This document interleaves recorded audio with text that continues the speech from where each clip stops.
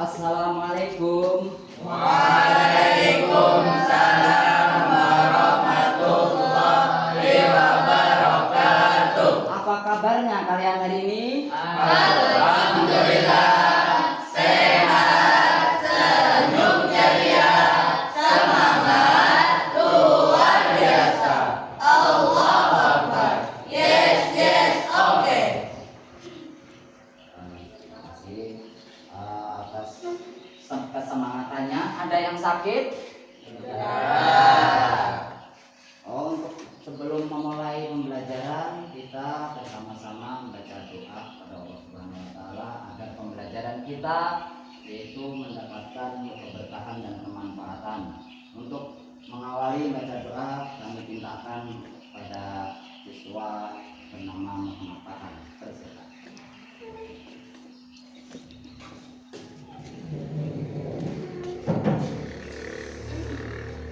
Bismillah salata.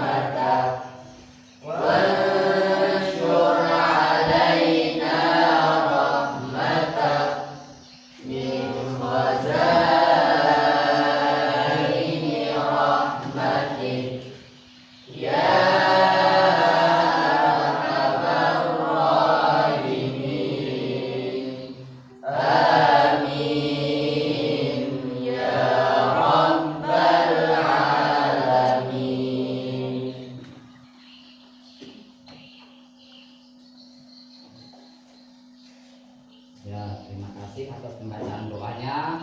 Kemudian kita sebagai warga negara kita bersama-sama menyanyikan lagu Indonesia Raya. Untuk dipersilahkan berdiri semua. Silakan.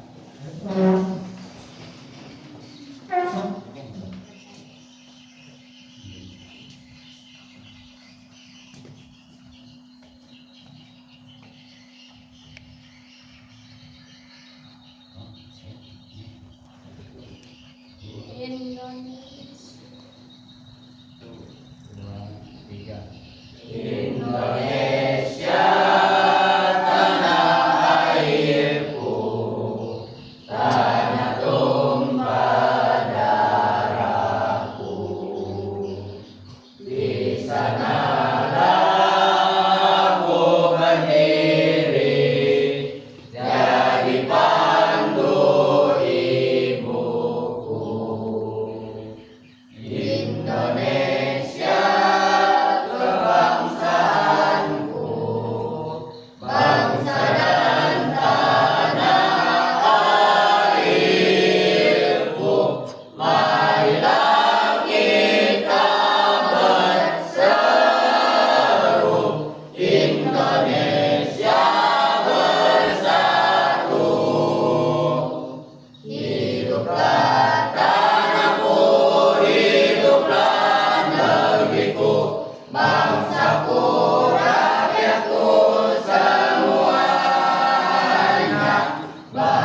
Bukan jiwanya, bangunlah badannya untuk Indonesia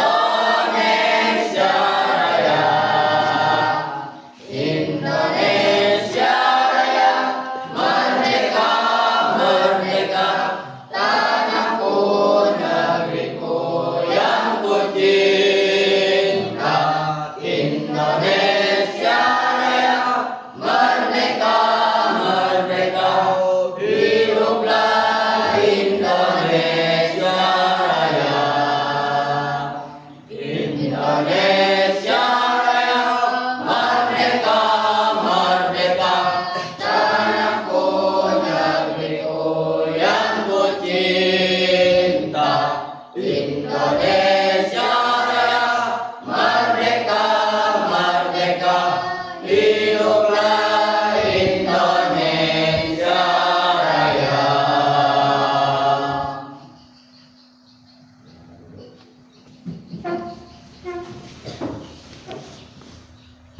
Ya, setelah kita menyanyikan lagu kebangsaan yaitu Indonesia Raya, untuk itu Bapak mau mengaksen kehadiran siswa-siswi sekalian. Silakan, kalau yang hadir disebut hadir, kalau yang tidak hadir disebut tidak hadir. Apakah hadir semua hari ini? Hadir. Ya, kita mulai absen. Muhammad Sama, Hadir. Sela Aulia, Hadir.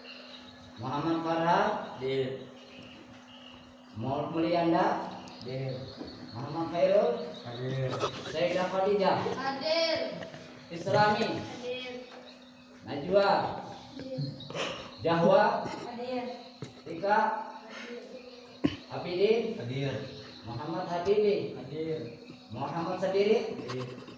Muhammad Fajar Arifani, Hadir. Muhammad Aini. Hadir. Ya, alhamdulillah, ternyata artinya hari ini bisa hadir semua untuk mengikuti pembelajaran, yaitu tentang sekarang kita akan memulai pembelajaran. Sebelumnya kita belum belajar, kita harus mengetahui bahwasanya pada hari ini kita akan belajar bab 6 tentang kepemilikan. Sebelum kita masuki dalam pembelajaran kepemilikan, anak-anak, siapa di antara kalian yang memiliki sepeda, ponsel, kemudian buku sendiri? Jadi dari mana itu didapatkan? Nah, itu kan kepemilikan itu pasti ada yang didapatkan. Nah, Farhan, dari mana didapatkan? Dari orang tua. Nah, dari orang tua. Bisa juga dari menabung. Jadi kepemilikan itu bisa didapatkan dari orang tua, dari menabung, dari dapatkan dari hadiah. Jadi kepemilikan itu yang bisa kita miliki itu berupa barang, yang artinya yang bisa diberikan dari orang tua, bisa hasil kita menabung, bisa juga kita dapat hadiah. Bahwasanya kita ada mempunyai kepribadian kita itu mempunyai bisa apa nih? Soalnya seperti lomba. Nah, itu.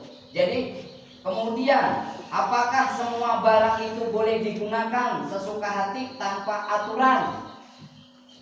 Ya, apakah barang itu bisa digunakan tanpa aturan? Walaupun itu milik kita, ya. Bisa?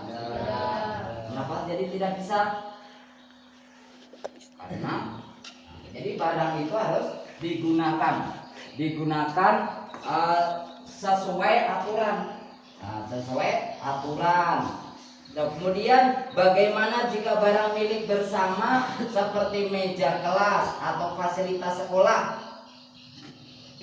Yang kita miliki kan milik bersama. Apa fasilitas harusnya dijaga. dijaga kita bersama agar fasilitas yang di sekolah kita ini jangan sampai rusak. Karena itu fasilitas bersama. Nah, kemudian kita kaitkan dengan kepemilikan ini berbasis yaitu kurikulum yang sekarang dinamakan kurikulum berbasis cinta.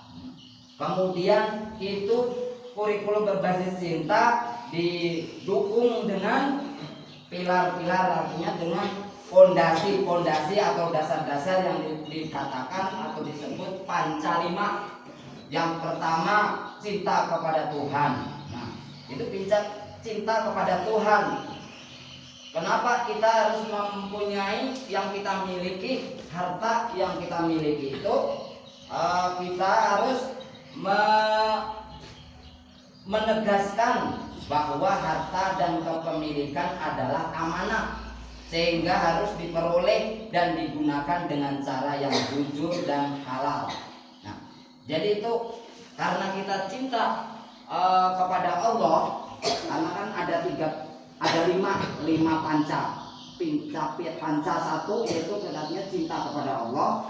Jadi yang kedua cinta kepada Rasul. Yang ketiga panca, artinya panca itu artinya kan dasar, cinta kepada lingkungan. Yang keempat cinta diri dan sesama. Yang kelima cinta kepada negara.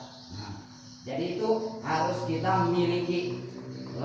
Sama halnya kita barang-barang yang kita miliki harus kita kaitkan dengan kurikulum yang sekarang ditetapkan oleh Kementerian Agama, yaitu dengan kurikulum berbasis cinta.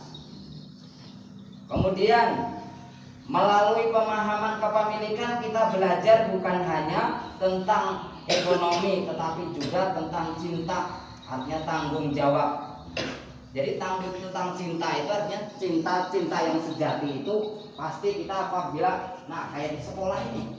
Di sekolah ini kan ada fasilitas kursi, meja, kemudian papan tulis. Nah, itu fasilitas itu kita cintai. Kemudian kita harus memiliki tanggung jawab bersama. Jangan sampai dirusak-rusak. Kemudian kita di sekolah ini mencintai kepada diri sendiri. Mencintai dengan diri sendiri artinya bertanggung jawab atas kepemilikan pribadi, melatih kedisiplinan. Jadi bertanggung jawab atas kepemilikan pribadi. Nah, itu kepemilikan pribadi. Kemudian cinta sesama, artinya menghormati hak milik orang lain. Sementara kalau kita merasa tidak memiliki, itu milik orang lain, dijaga lawan dipelihara. Jangan sampai dirusak-rusak. Jangan sampai membuat atau membuat kerugian orang lain. Jangan sampai membuat kerugian orang lain. Kemudian cinta kepada lingkungan. Jadi fasilitas sekolah dan sumber daya alam adalah milik bersama yang harus dijaga.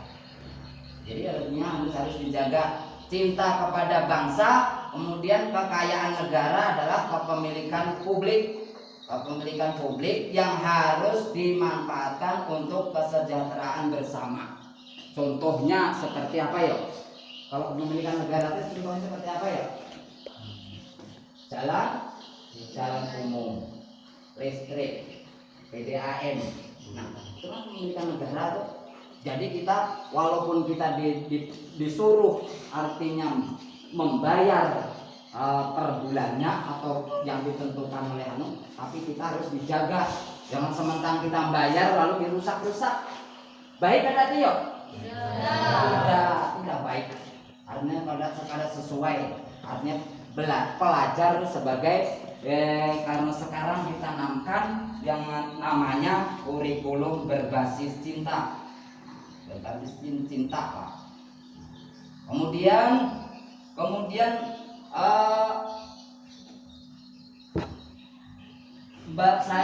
Bapak mau memberikan pertanyaan. Apa perbedaan kepemilikan pribadi dan kepemilikan bersama? Apa perbedaan kepemilikan pribadi dan kepemilikan bersama? Kepemilikan pribadi apa contohnya? Ya, rumah. Habisin. Kepemilikan pribadi? Kepemilikan pribadi? Hotel. Ya. Kamu aja kepemilikan bersama? Mobil ya bersama-sama, artinya bersama, kepemilikan bersama, mobilnya bersama-sama keluarga, kepala keluarga, anak-anaknya, istrinya, kepala keluarganya kan ayah. Nah, itu. Jadi, kemudian berikan contoh kepemilikan negara di sekitar kalian. Nah, contohnya apa kepemilikan negara? Ya, lampu lalu lintas. Lagi apa? Tower lah. Polisi tidur. Polisi tidur itu punya. Nah, bisa polisi tidur. Pokoknya kepemilikan ini harus kita ketahui. Kemudian mengapa kalian harus diatur? Mengapa kepemilikan itu harus diatur? Kenapa ya harus diatur kepemilikan? Lihat enggak? Kenapa kepemilikan kita harus diatur? Supaya terjaga. Benar. Kepemilikan harus diatur. Kemudian hari ini jadi kita akan mempelajari konsep kepemilikan dalam ilmu ekonomi dan bagaimana menerapkan dengan nilai cinta dan tanggung jawab dalam kehidupan sehari-hari. Mari kita saksikan untuk menyaksikan yaitu video yang ada di laptop Bapak.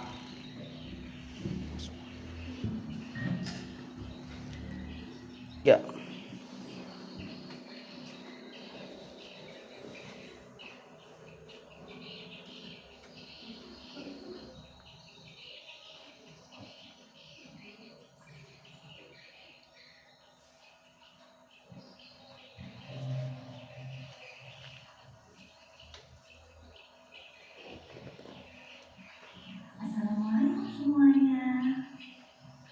Diperhatikan tayangan video yang ada di depan, kemudian nanti kalian simak bersama apa isi-isi daripada judul dari kepemilikan yang ditayangkan di video tersebut. Nanti kalian untuk memilih dan memilah apa yang ditayangkan video tersebut.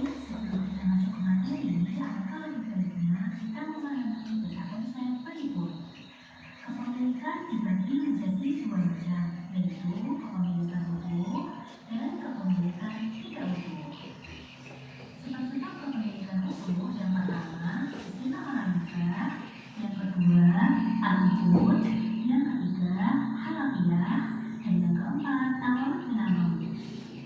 Bisa dicatat. Nanti ada pertanyaan. Buku lah. Bisa dicatat. Bisa ya dicatat, diperhatikan agar nanti kalau Bapak memberi pertanyaan bisa menjawab. Jadi diperhatikan supaya kita bisa menjawab.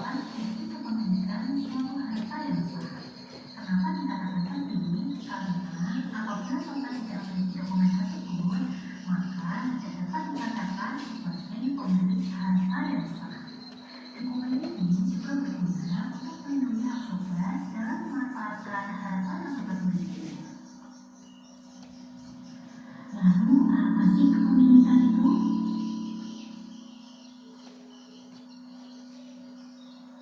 Kepemilikan secara bahasa berasal dari kata milik atau milkun yang dalam bahasa Arab berarti sesuatu yang berada dalam kekuasaannya.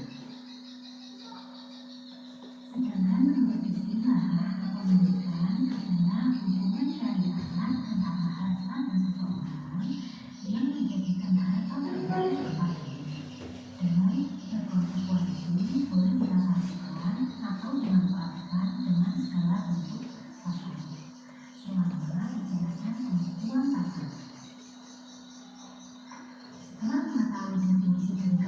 kan, yuk kita kembali belajar tentang macam-macam kepemilikan. Macam-macam kepemilikan dibagi menjadi dua, yaitu kepemilikan utuh dan kepemilikan tidak utuh. Apa sih yang dimaksud dengan kepemilikan utuh?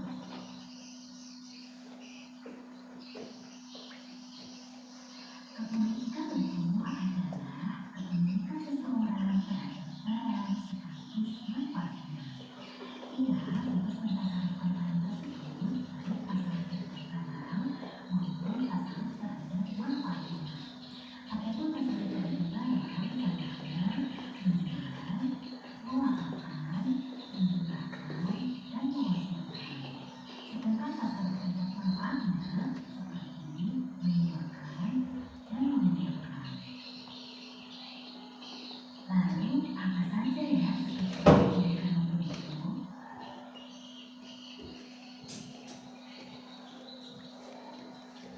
Sebab-sebab kepemilikan utuh dibagi menjadi dua. Yang pertama, istilah harga. Yang kedua, al-uqud. Yang ketiga, harfiah. Dan yang keempat, awal-mulalah.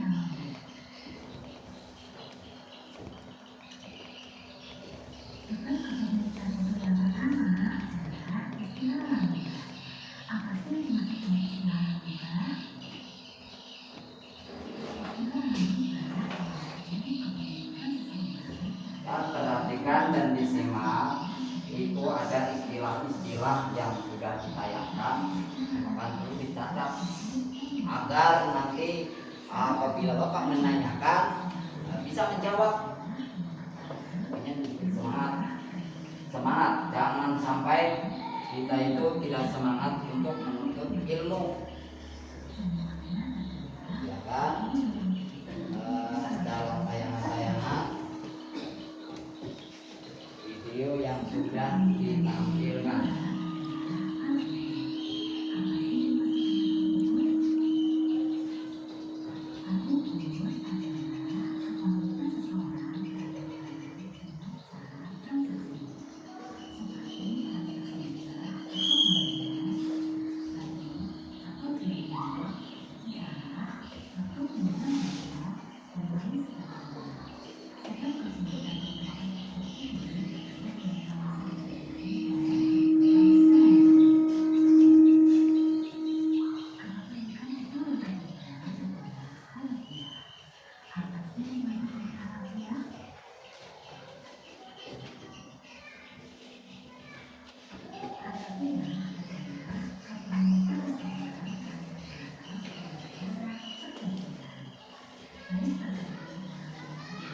Perhatikan jangan sampai ada yang ngantuk, agar nanti kalau ada pertanyaan bisa menjawab.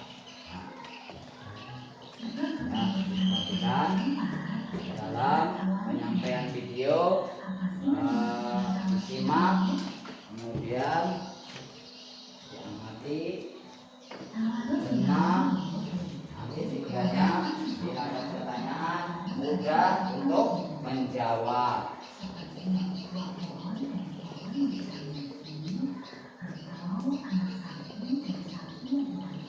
Tamluk bil tawaluk, ini artinya lah tamluk bil tawaluk. Bukan ada memberikan, ada yang utuh, ada yang tidak utuh pemilihan. Sudah ditayangkan yang pertama tadi kepemilikan yang utuh. Yang ini yang baru kalian lihat ini artinya tayangan kepemilikan yang tidak utuh. Jadi ada perbedaan tentang kepemilikan utuh dan kepemilikan tidak utuh.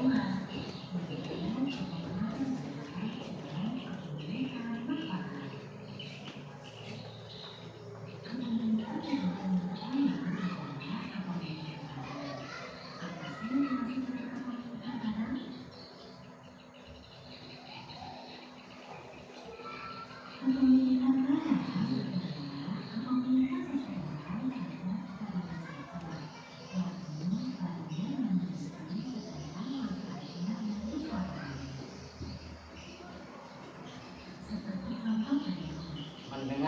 belakang, mendengar ada di belakang. Dengar ada di belakang. Ya. Sampai sudah mendengar.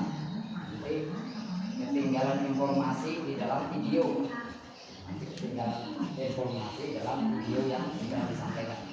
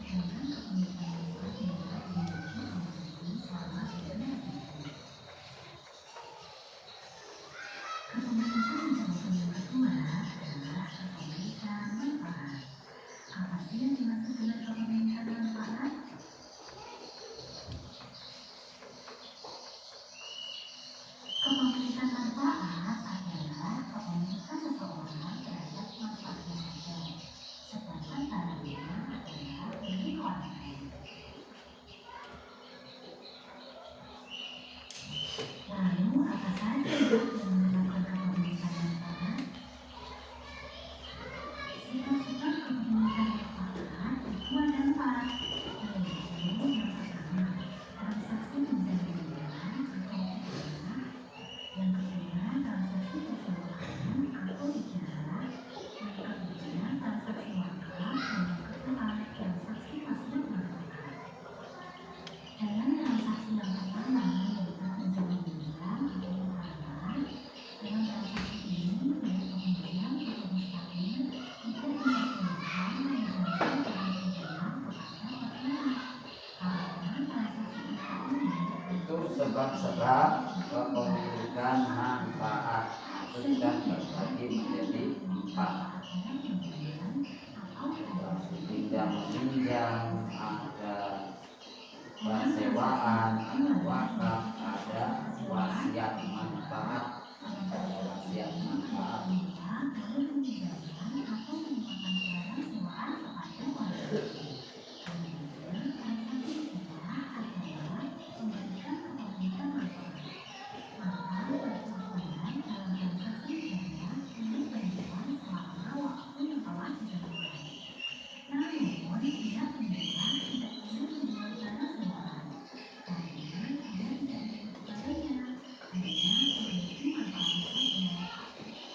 Dalam transaksi yang ketiga, yaitu transaksi wakaf, bila untuk alami atau pengguna boleh menggunakan barang wakaf atau mempersiapkan orang lain untuk menggunakannya.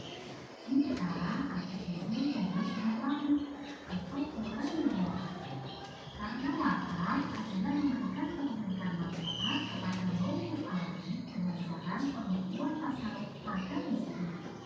Sehingga makhluk alami tidak boleh menggunakan wakaf karena ia hanya memiliki manfaatnya saja, tidak dengan baik. Yang terakhir yaitu transaksi wasiat manfaat.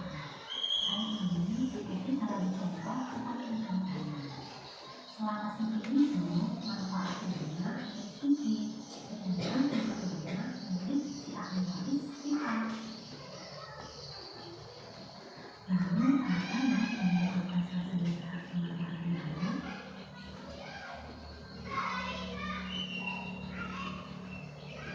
Sesungguhnya pemanfaatan tanah itu ada 4.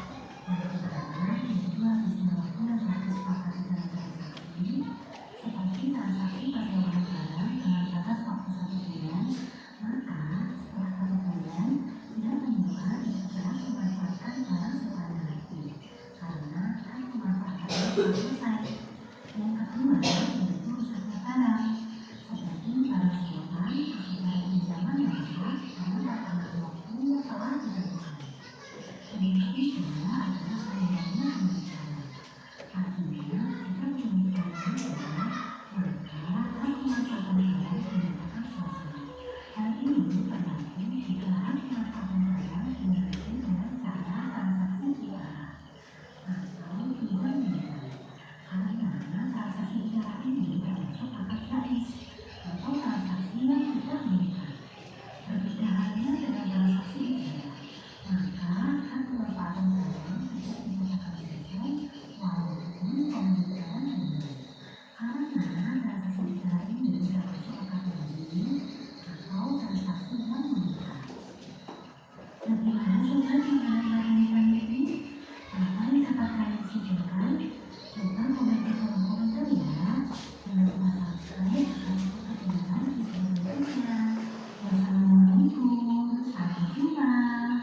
Ya, untuk memberikan kesemangatan dalam belajar kita bikin bro.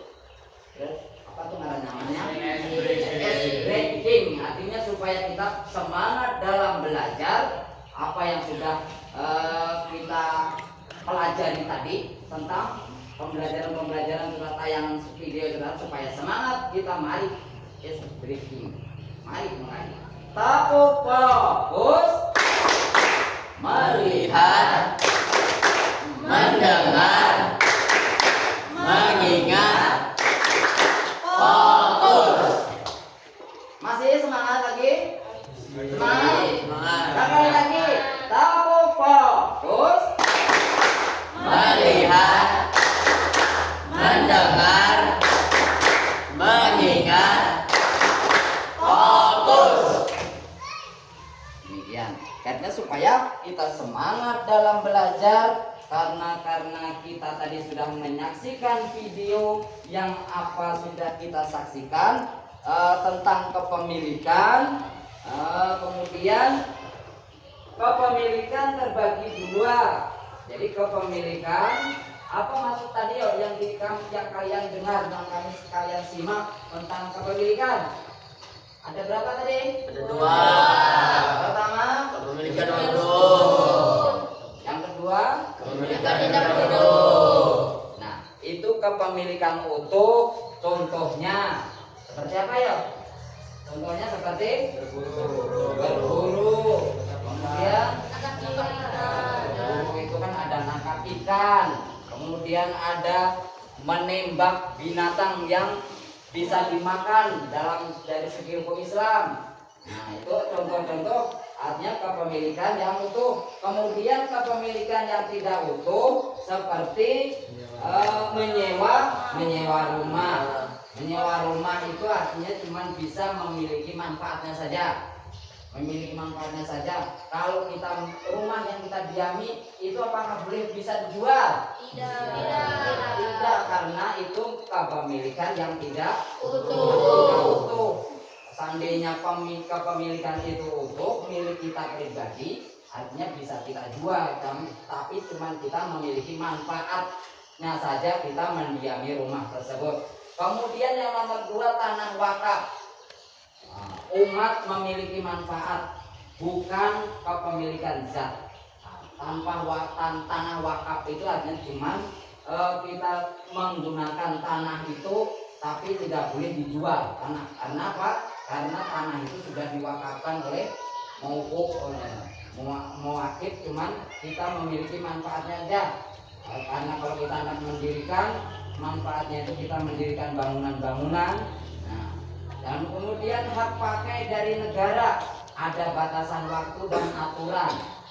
Jadi kayak seperti rumah omanya habis atau perjanjian 1 tahun cuma diperintahkan atau disuruh mendiami, maka itu tidak lagi kita sudah sampai jangka waktu yang kita ditentukan oleh yang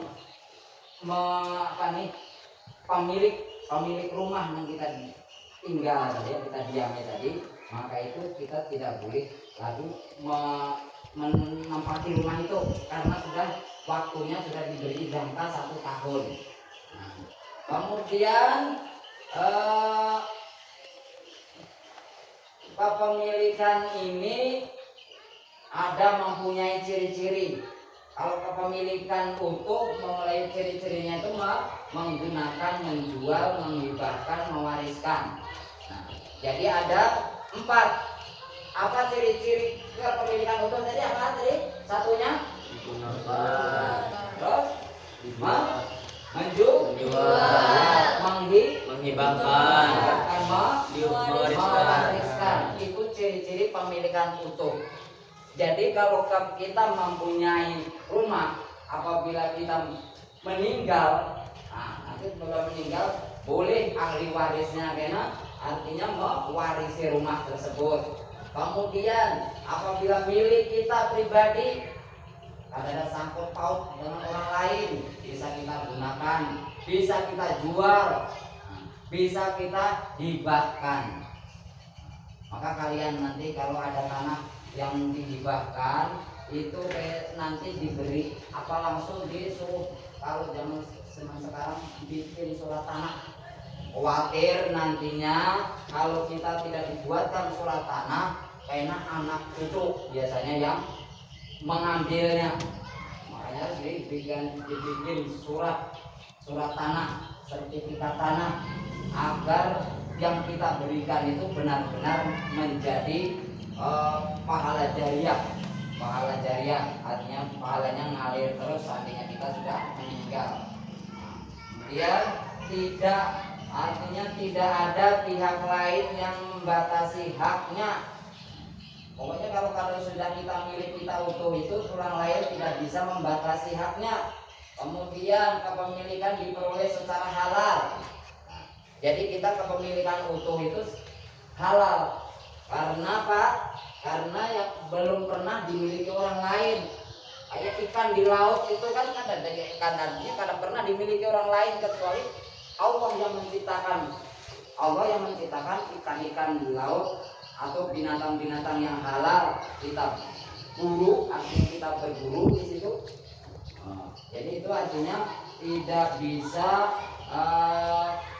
kita itu artinya kepemilikan itu tidak boleh, artinya diperoleh kita itu secara halal. Makna fikih, barang siapa yang menghidupkan tanah mati, ia memiliki zat tanahnya, namanya itu. Itu bisa dimiliki, artinya tanah mati itu tidak ada yang memiliki menjadi hutan rimba, namanya kita tebangi pohon-pohonnya, lalu kita garap dan kita tanami buah-buahnya, itu bisa kita petik hasilnya. Karena tanah itu artinya mati, sama halnya kayak ikan di laut tadi yang pernah belum dimiliki orang. Kemudian barang yang hidupkan tanah mati itu ia memiliki manfaatnya, sehingganya tanah yang mati tadi bisa menjadikan manfaat. Kemanfaatannya ini bisa kita ambil. Yang masih semangat? Masih. Jangan ada yang ngantuk. Karena pembelajaran kita ini tentang kepemilikan. Tadi sudah menyaksikan video bersama. SBK-nya sudah, artinya itu menjadi penyemangat kita dalam belajar. Jangan sampai ada semangat, jangan sampai tidak semangat. Kemudian contoh dasar hukum hadis yang diriwayatkan oleh Abu Hurairah. Pemilik utuh terjadi jika seorang menguasai harta secara sah dan produktif. Kemudian kepemilikan tidak utuh terjadi bila haknya terbatas pada manfaatnya atau waktu. Jadi pemilikan itu kesimpulan dari berdasarkan kepemilikan tadi. Kemudian Islam mengakui hak milik pribadi, tetapi mengikatnya dengan tanggung jawab dan syariat. Jadi Islam itu artinya kepemilikan yang bagaimana yang sudah disabdakan oleh Nabi kita. Kepemilikan utuh itu terjadi jika seseorang menguasai harta secara sah dan produktif. Produktif itu bisa menghasilkan. Bila kita tanami buah-buahan bisa menghasilkan buah. Itu salah satunya contoh daripada barang-barang yang kita miliki. Kemudian dengan secara sah dilihat dari secara hukum. Kemudian kepemilikan tidak utuh terjadi bila haknya terbatas pada manfaat atau waktu. Itu biasanya ada perjanjian, omanya di menyewa rumah selama 1 bulan. Kemudian bulan seterusnya, makanya kita kalau tidak kita memenuhi dengan bayaran-bayaran yang sudah ditentukan untuk penyewaan rumah tadi, sehingga kita tidak bisa mengambil manfaatnya, artinya kita tidak bisa mendiami rumah tersebut. Karena perjanjiannya cuma kita diberi jangka waktu 1 tahun atau 1 bulan, 1 tahun lah minimal, 1 tahun. Jadi Karena contoh dasar hukum kepemilikan dari ijma ulama. Ijma ulama itu kepemilikan harta hasil jual beli yang sah. Seorang pembeli rumah dengan akad jual beli yang sah, ada penjual, ada pembeli, ada barang, harga, dan ijab kabul.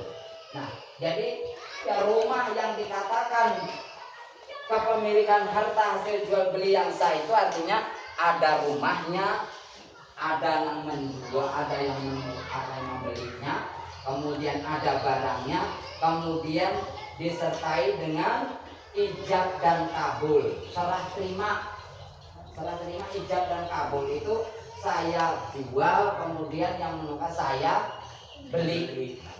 Saya jual, kemudian saya beli, itu ijab. Karena ijab itu menyerahkan, kabul itu menerima dari penjual tadi, penjual rumah. Makanya bila sudah dalam hukum, kalau sudah ada namanya ijab kabul, itu namanya sudah sah. Rumah itu didiami, rumah itu milik kita pribadi sudah. Kemudian dasar ijma para ulama dari seluruh mazhab, Imam Hanafi, Imam Maliki, Imam Syafi'i, Hambali sepakat bahwa harta yang diperoleh melalui jual beli yang sah menjadi milik penuh pembeli. Itu pokoknya sepakat sudah para ulama. Apabila rumah itu yang kita beli, yang kita jual itu secara sah sesuai yang peraturan atau persyaratan di atas tadi, maka itu penuh milik pembeli rumah. Jadi tidak ada perbedaan pendapat di kalangan ulama tentang hal ini. Karena sudah mencukupi syarat. Kemudian pembeli berhak menggunakan, menjual, membeli, mewariskan atau menyewakan rumah tersebut. Karena rumah tadi sudah sesuai persyaratan bentuk kepemilikan tadi. Jadi berhak menggunakan, menjual, kembali, mewariskan kalau kita sudah meninggal.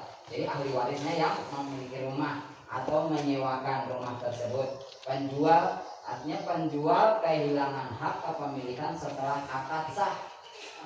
Tidak ada lagi berarti yang dimiliki karena rumahnya sudah dijual dengan kesepakatan, dengan syarat-syarat yang sudah ditentukan. Dengan yang penting itu ada serah terima yang dinamakan ijab kabul. Serah terima tadi, ijab kabul tadi, ijab tadi apa ya artinya ya? Menyerahkan, kabul menerima. Nah, jadi tidak ada ijab kabul, kita jual beli itu kalau dihukum fikih itu sudah dikatakan sah karena rela merelakan, suka menyukai.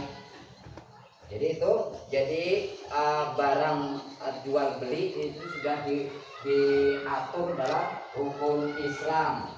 Kemudian contoh dasar hukum kepemilikan dari qiyas. Tadi dari ijma itu artinya kesepakatan para ulama. Qiyas itu perbandingan. Seperti kepemilikan gaji atau upah kerja modern. Seorang bekerja sebagai karyawan kantor, driver ojek online, kemudian programmer, lalu menerima gaji bulanan. Apakah itu bisa dimiliki? Bisa, karena perbandingannya pada zaman Nabi belum ada sistem gaji bulan modern seperti sekarang. Upah buruh pada zaman Nabi yaitu makanya itu langsung di pemainnya ada kita penyuruh artinya dalam bekerja di tempat kita itu jangan sampai ditunggu kering keringat, jangan sampai kita tunggu sampai kering keringatnya itu baru dibayar. Kalau Nabi yang bagusnya itu sesuai Nabi kita mencontohkan kepada kita, memberi contoh kepada kita, berikanlah upah pekerja sebelum kering keringatnya. Artinya apa itu yuk? Artinya apa? Berikan upah sebelum kering keringatnya. Berarti apa tuh yuk? Apa tuh? Paham? Baik. Digaji langsung diserahkan. Artinya bila itu sudah selesai, Artinya bila sudah selesai. Artinya bila sudah selesai, jangan sampai itu tertunda beberapa bulan baru dibayar. Jangan. Ini kan istilah belum kering keringatnya itu jangan lambat-lambat kita menyerahkan upah kepada si buruh tersebut. Nah, Nabi melarang karena itu miliknya buruh, karena sudah kita suruh apa yang kita suruh itu sudah diselesaikan dengan sempurna. Maka jangan ditunggu lama-lama, langsung kita gaji. Berapa ketentuannya, berapa kesepakatannya sewaktu kita menyuruh kepada tukang, kepada buruh tadi. Nah, maka jangan sampai ditunggu lama. Nabi melarang jangan sampai keringat. Berarti jangan sampai keringat itu jangan sampai menunggu sebulan, 2 bulan, bahkan setahun baru dibayar. Jangan. Kasihan ya sebagai buruh atau sebagai tukang, karena punya kita sudah jadi, sudah kita tempati, kok belum dibayar. Jangan sampai itu. Nah, kemudian gaji karyawan modern alasan hukum sama-sama imbalan atas jasa tenaga. Gaji yang diterima secara halal menjadi milik sah pekerja. Karena pokoknya gaji yang diterima secara halal, kita kerjanya secara halal. Karena kita kan sekarang di pelajar di mana kan Kementerian Agama Kementerian Agama mengatakan bahwasanya yang kita ajarkan ini memakai basis kurikulum cinta. Makanya kita harus dengan kita sebagai hamba Allah menjalankan amanah apa yang sudah dititipkan oleh Allah kepada kita jalankan dengan penuh tanggung jawab. Nah, kemudian kalau sesama kita cinta karena sama manusia, kalau cinta kepada Nabi, ikutilah teladan Nabi. Kalau kita sebagai manusia mencintai diri kita atau mencintai sesama, berilah artinya sifat kasih sayang. Sifat kasih sayang kepada seseorang itu sebagai orang pelajar yang pernah belajar tentang kurikulum berbasis cinta. Karena kurikulum berbasis cinta sekarang yang diajarkan yang di bawah Kementerian Agama. Kepemilikan tanah hasil jual beli yang sah menurut ijma ulama diperbolehkan melalui akad jual beli. Nah, jadi itu makanya di situ sekarang kita untuk menanyakan. Jadi untuk menanyakan tentang masalah kepemilikan, saudara Ahan. Ya, kemudian di situ ada ciri-ciri tentang kepemilikan utuh, ada berapa, apa saja? Situ sebutkan Arhan. Menggunakan, menjual, menghibahkan, mewariskan. Ya, benar sekali.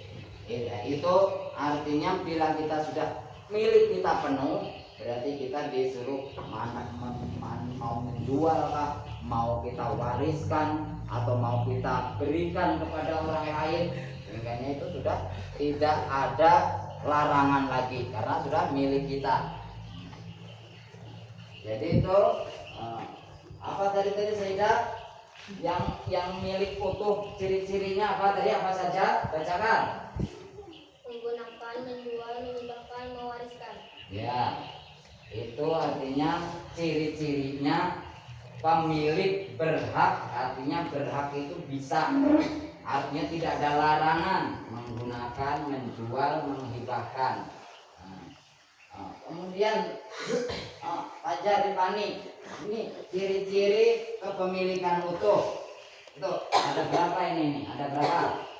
Menggunakan, menjual, menghibahkan, mewariskan. Ya, artinya bisa tidak ada lagi larangan karena sudah berhak milik kita. Baik zatnya itu bendanya, manfaat benda itu kalau kita jual berarti bisa mengumpulkan yang banyak. Itu berarti kepemilikan itu sudah kita miliki sepenuhnya. Kemudian contoh pemilik rumah ini ada contohnya. Mari pemilik yang tidak utuh. Ada contohnya itu. Yang pertama, penyewa rumah memiliki manfaat bukan zat rumah. Yang kedua, tanah wakaf. Umat memiliki manfaat bukan kepemilikan zat. Yang ketiga, hak pakai dari negara. Ada batasan waktu dan aturan. Ya, itu tadi artinya contoh kepemilikan tidak utuh. Penyewa rumah memiliki manfaat. Manfaatnya bukan zatnya rumah.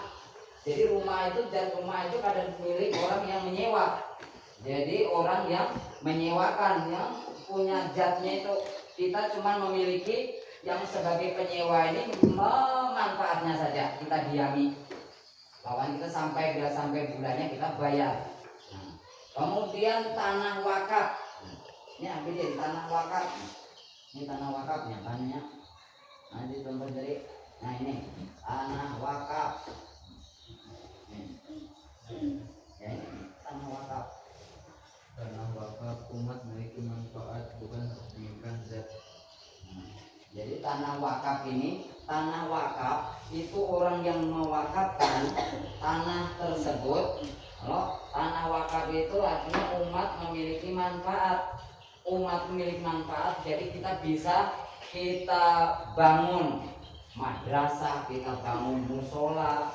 Nah, jadi bukan kepemilikan zat. Zat itu makanya tidak boleh kalau sudah diwakafkan, tidak boleh dijual. Tidak boleh dijual. Nah, tidak boleh dijual. Kemudian hak pakai, batas waktu, aturan. Nah, ini apa nih nomor 3? Ada batasan waktu dan aturan. Kemudian apa nih? Kepemilikan tidak utuh artinya ada batasan waktu dan aturan. Hak pakai dari negara, batasan waktu, makanya ada ditentukan oleh pemerintah itu. Kemudian ada aturannya dalam pakai, adalah hak pakai dari negara yang sudah disalurkan atau diberikan kepada kita sebagai pengguna. Nah, jadi kepemilikan. Kemudian ada pertanyaan di sekitar di video tadi, yang ditayangkan di video tadi. Ada pertanyaan? Ya, silakan. Apa ada pertanyaan? Silakan. Ya. Oh, ditanyakan tentang video tentang tadi. Tanyakan apapun, pokoknya ditanyakan. Ya, jangan sampai ada yang harus semangat. Nanti tanyakan di video tadi. Silakan. Ya. Ada? Kalau tidak ada pertanyaan, kita memasuki sesi diskusi. Untuk sesi diskusi sebelum kita latihan break dulu. Ya, silakan untuk menyusun mejanya seperti apa. Nanti Tiga. Demikianlah kita memasuki sesi diskusi. Kemudian diskusi kita ini dibagi atas 3 kelompok. Ada kelompok 1, ada kelompok 2, dan ada kelompok 3. Jadi kelompok 1 kemudian Bapak mau memberi studi kasusnya. Kelompok 1 tadi kan nanti Bapak bagikan barang temuan di sekolah, itu untuk kelompok 1. Nanti jenis kepemilikannya, hukum kepemilikannya, dan sikap sesuai ajaran Islam yang sesuai integrasi Panca-5 itu kena bisa disimpulkan. Kemudian bagaimana cara menyimpulkannya. Kemudian untuk kelompok 2, ya kan, itu studi kasusnya kalian diskusikan sengketa kepemilikan warisan.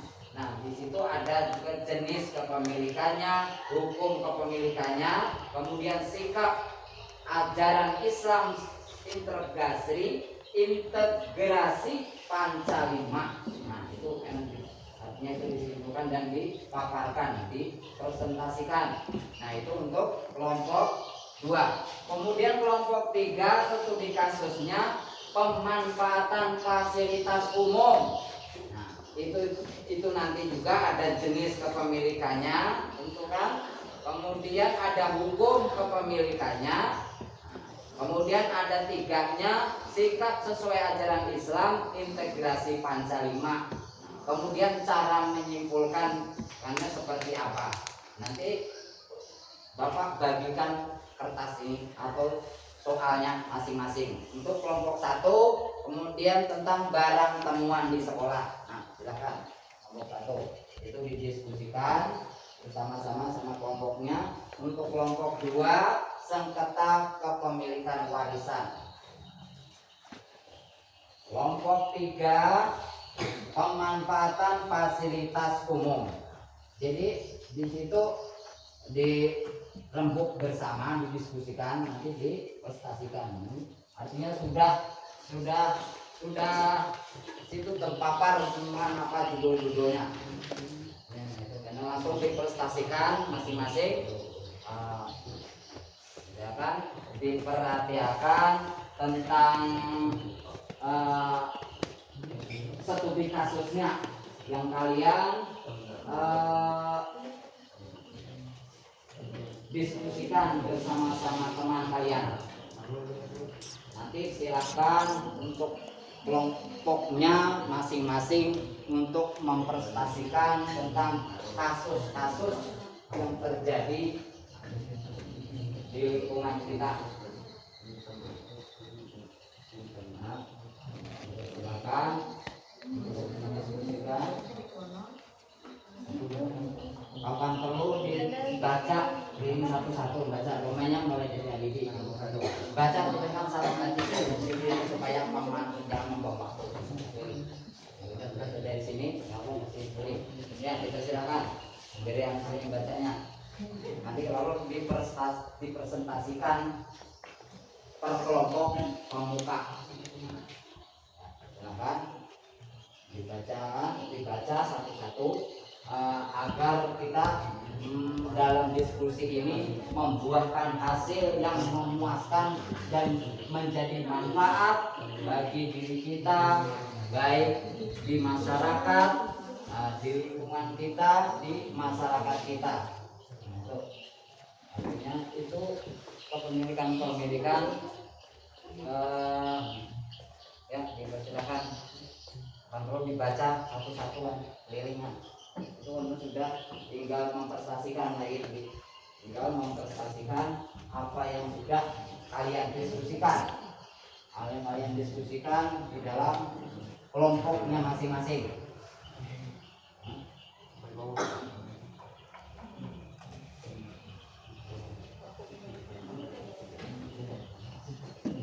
Ya. Sekarang kita sesi presentasi ke muka untuk perwakilan kelompoknya masing-masing yang bisa dimulai dari kelompok 1. Dipersilahkan. Semua bisa. Nah.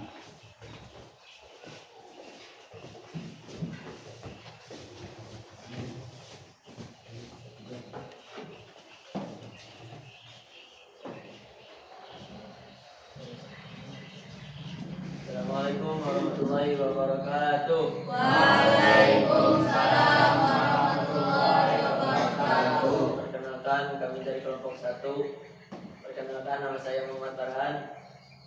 Saya Muhammad Saman.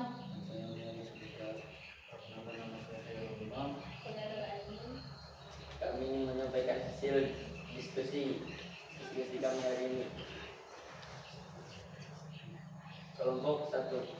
Studi kasus barang temuan di sekolah. Kasus singkat. Seorang siswa menemukan handphone di kelas setelah pelajaran selesai. 1. Jenis kepemilikan barang temuan terutama. yaitu Rukasa itu rukasa benda temuan itu artinya tercecer rukasa ya. yaitu harta milik orang lain yang hilang. Dua, hukum kepemilikan. Dalam Islam, orang semua tidak boleh dimiliki secara langsung. Semua wajib. Satu, menjaga barang dengan aman. Dua, mengumumkan kepada pihak berwenang. Tiga, mengembalikan jika pemilik tiga. Tiga, sejarah Islam konsiderasi Pancasila. Satu, cinta Allah. Menyadari bahwa kejujuran adalah perintah Allah. Dua, cinta Rasul. Meneladani Rasulullah yang sangat amanah. Tiga, cinta sesama. Mengembalikan hak milik teman. Empat, cinta lingkungan, menjaga ketertiban dan kepercayaan di sekolah. Lima, cinta tanah air, membiasakan sikap jujur sebagai karakter bangsa. Kesimpulannya, barang temuan adalah amanah yang wajib dijaga dan dikembalikan. Menjaga barang temuan dengan jujur merupakan wujud kita kepada Allah, Rasul, bersama serta membentuk partai warga negara yang baik. Ya, sekarang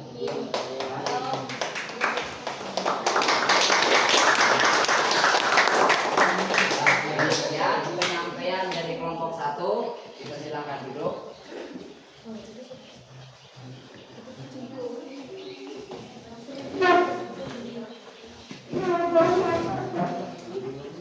Ya, dilanjutkan untuk kelompok 2 dipersilakan untuk mempresentasikan hasil kelompoknya.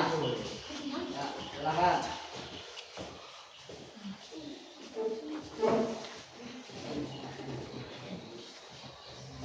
Assalamualaikum warahmatullahi wabarakatuh. Kami dari kelompok 2 ingin mempresentasikan hasil diskusi kami tadi yang berjudul kasus sengketa kepemilikan warisan. Sebelum kami mempresentasikan hasil diskusi kami tadi, saya akan memperkenalkan diri saya dulu. Nama saya Sayyidah Khadijah dan sebelah saya Nur Atika. Saya Sarah Aulia. Sebelahnya saya Jahul Kamila. Langsung saja saya bacakan. Kasus singkat. Seorang anak mengambil seluruh harta warisan tanpa membagi kepada saudara-saudaranya. 1. Jenis kepemilikan. Kepemilikan harta warisan yang terjadi hak bersama para ahli waris. 2. Hukum kepemilikannya. Menguasai harta warisan secara sepihak, hukumnya haram. Warisan harus dibagi sesuai ketentuan Islam agar diciptakan keadilan. 3.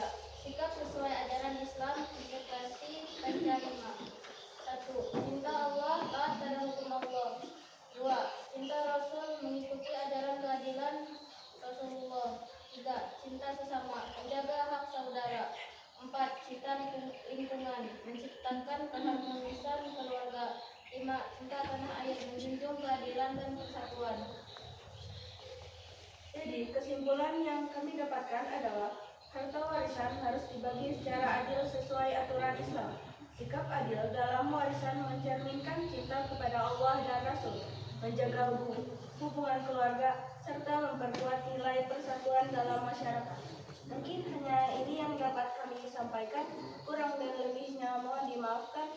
Wassalamualaikum warahmatullahi wabarakatuh. Waalaikumsalam warahmatullahi wabarakatuh. Beri tepuk tangan untuk kelompok 3 yang mempresentasikan tentang warisan. Kemudian dipersilakan untuk kelompok 3 maju ke depan mempresentasikan hasil diskusinya. Dipersilakan.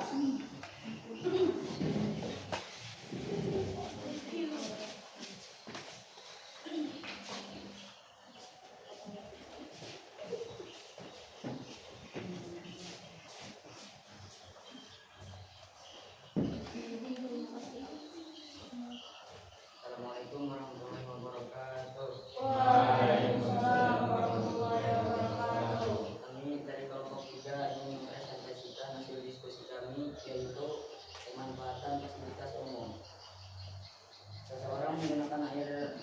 masjid untuk usaha pribadi secara berlebihan. 1. Jenis kepemilikan. Kepemilikan umum yaitu harta yang digunakan untuk kepentingan bersama. 2. Hukum kepemilikannya adalah fasilitas umum tidak boleh dimanfaatkan untuk kepentingan pribadi yang merugikan orang lain. Hal ini bertentangan dengan prinsip keadilan Islam. 3. Sikap sesuai ajaran Islam. Cinta Allah, menghindari perbuatan zalim. Cinta Rasul, menjalani sikap menjaga hak bersama. Cinta bersama tidak merugikan orang lain. Cinta lingkungan, menjaga fasilitas umum. Cinta tanah air, merawat aset bersama masyarakat.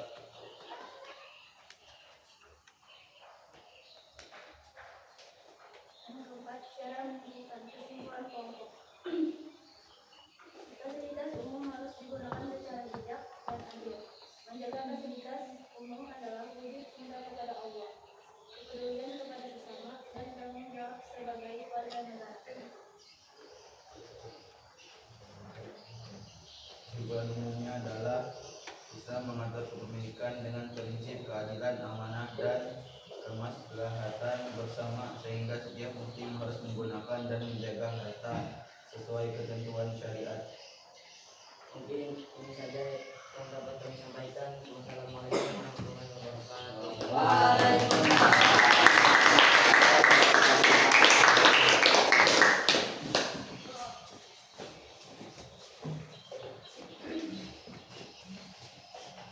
Ya. Nah, terima kasih atas diskusi kalian. Bapak beri apresiasi yang luar biasa dengan jempol yang dua.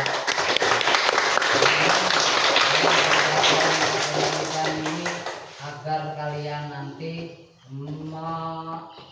aplikasikan atau menerapkan di lingkungan kalian masing-masing, seperti barang temuan seumpamanya itu, karena barang temuan adalah amanah yang wajib dijaga, dikembalikan. Menjaga barang temuan itu dengan jujur merupakan wujud cinta kepada Allah dan Rasul, serta pembentukan karakter warga negara yang baik. Itu salah satu pelajar yang peduli dengan negara, dengan barang-barang yang ditemukan di sekolah, baik di sekolah atau di masyarakat yang ditemukan barang tersebut. Kemudian masalah kepemilikan warisan.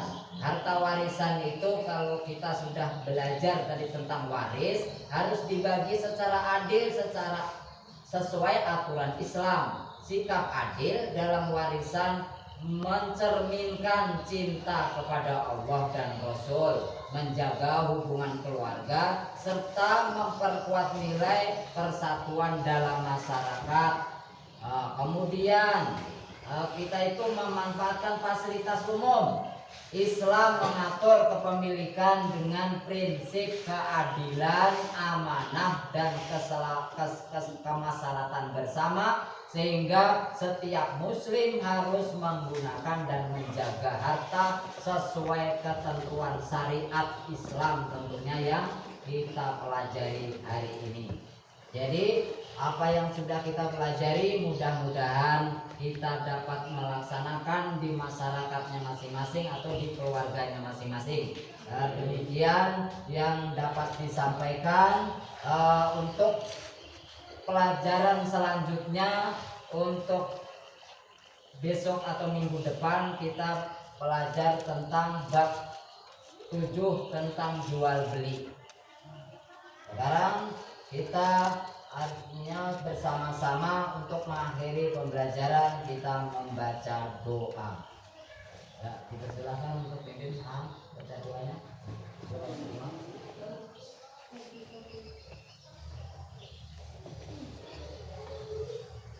Senin Selasa.